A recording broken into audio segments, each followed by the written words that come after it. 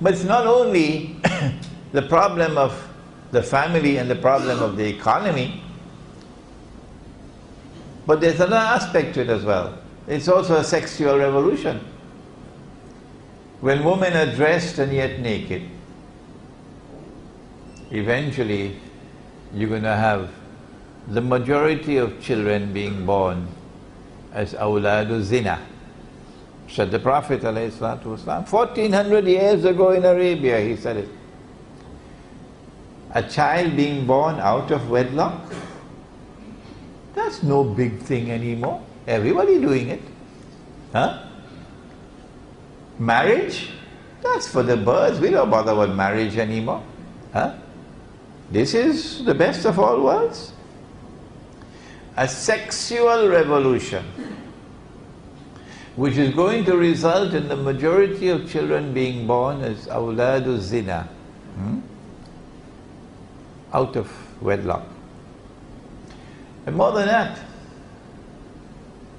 and the Muslim youth better listen.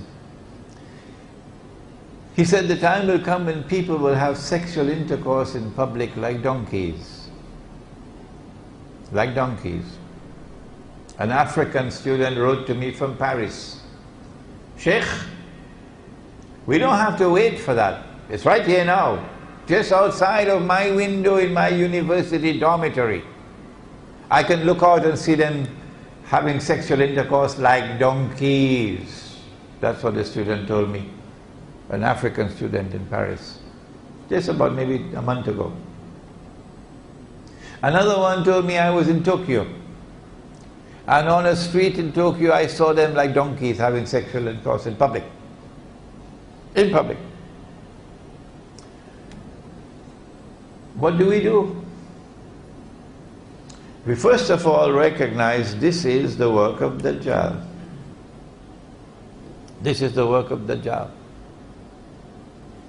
And so there's going to be a release of sexual energy in the world as we travel further and further in time. People are going to become more and more obsessed with sex. And to the point of sometimes being driven to madness. And so we see the incidence of rape increasing all over the world. Rape, women being attacked. We see the incidence of casual sexual relations. Women exposing their bodies. And Allah has created the woman as the most beautiful thing in the whole world for a man. No man will dispute that. The most beautiful, the most precious thing in the whole world for a man is a woman. Yes. So when women expose themselves, they're dressed and yet naked. All of this is being exposed to excite men, to lure men into sin. What do we do?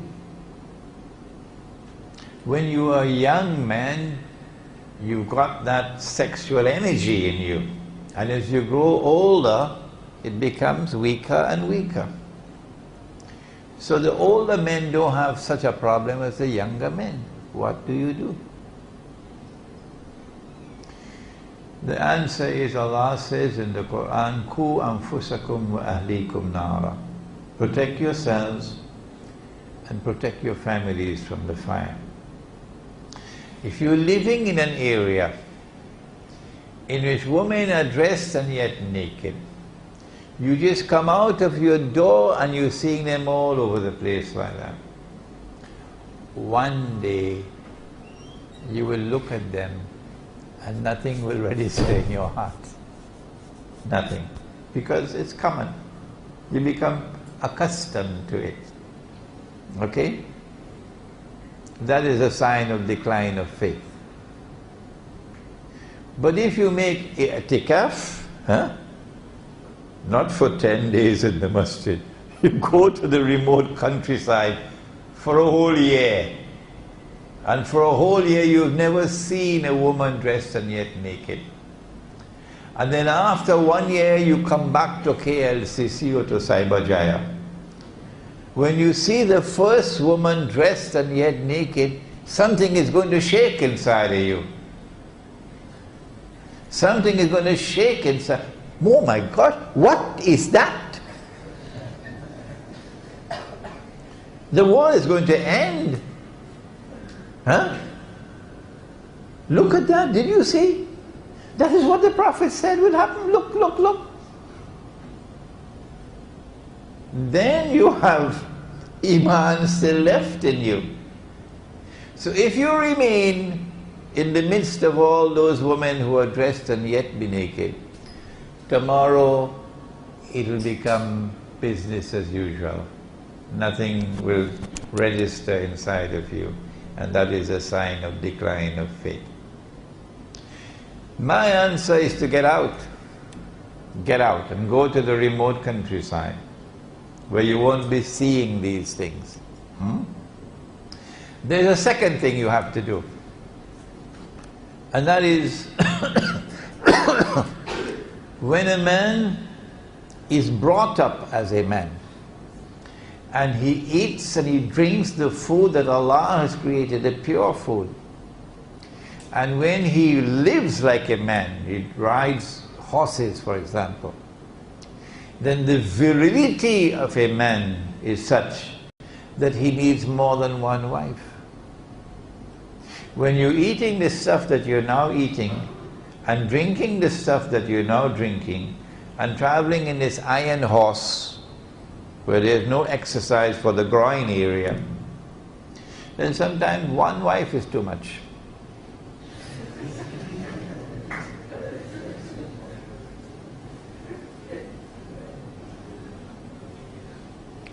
And so back to the village, whether they like it or whether they don't. And there are many who are not going to like the lecture. There are many who are not going to like these words of mine. It doesn't bother me. I preach the deen to please Allah. So we move out to the countryside and we build villages, Muslim villages. And in these villages we will have not one wife, many wives. Because every woman who comes to that village and says, I want a husband, somebody has to marry her. Somebody has to marry her. So if your wife says, well, I don't want my husband to take another wife, we say, well, why don't you stay in KL?